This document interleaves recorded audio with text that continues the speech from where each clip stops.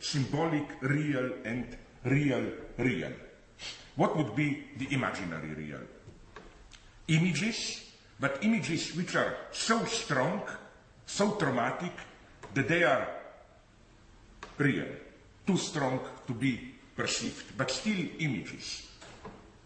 Simply think about incredible, breathtaking catastrophes, think about monsters, think about precisely what in science fiction or horror is called the thing. Think about movies like Alien, these terrifying creatures too strong to be directly confronted, but nonetheless it's imaginary because it's an image which is too strong to be confronted. Even if you cannot confront it, we are still moving at the imaginary level. That would be the imaginary real. Then the symbolic real. It's simply, for example, scientific discourse, scientific formulas like quantum physics. Why is this real? For a simple reason. The minimum definition of the real for Lacan is that which resists symbolization, inclusion into our universe of meaning. And isn't it that precisely which happens, for example, with quantum physics? What is quantum physics? Formulas which work, experimentally confirmed, and so on and so on, but we cannot translate them into our daily experience of ordinary reality. As we all know, this is what is so traumatic about quantum physics. We literally cannot understand it.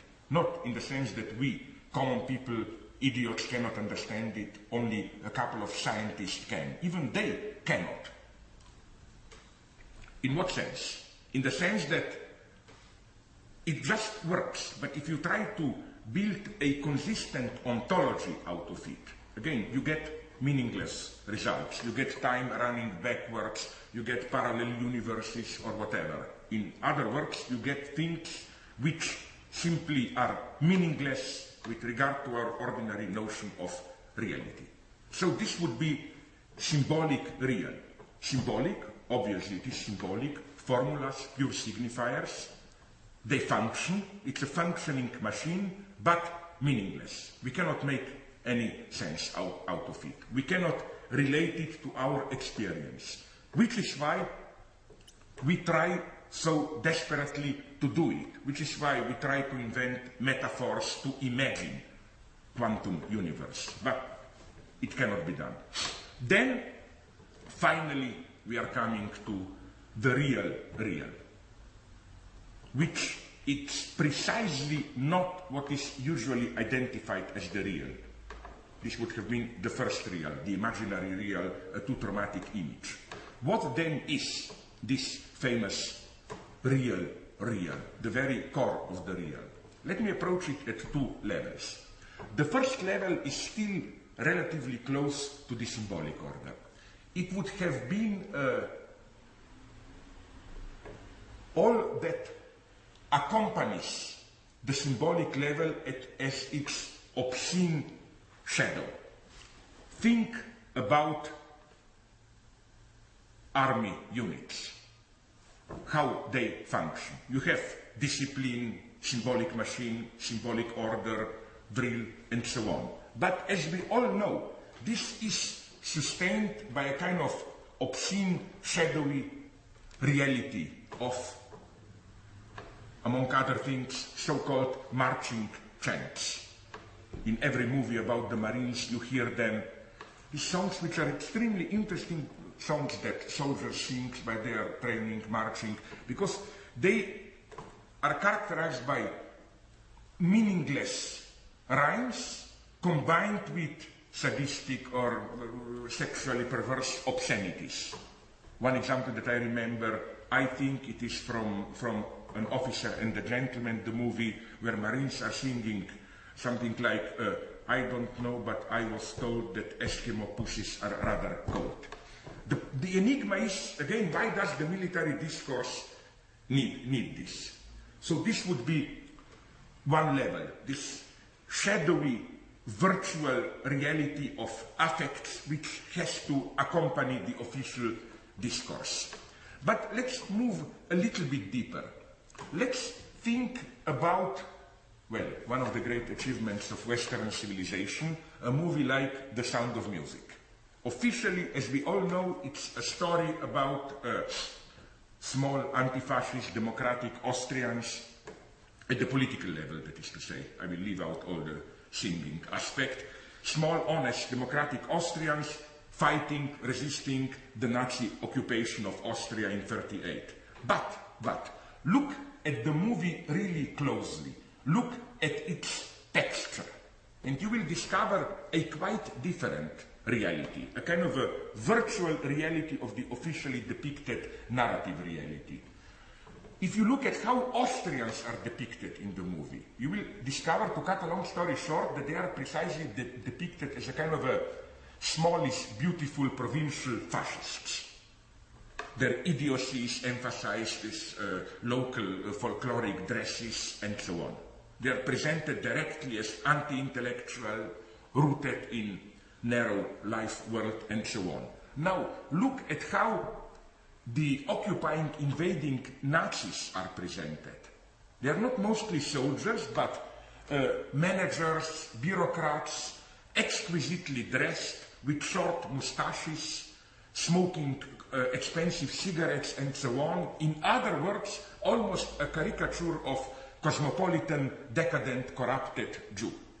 So, that's my point. At the level of simple narrative reality, we get one message: democratic resistance to Nazism.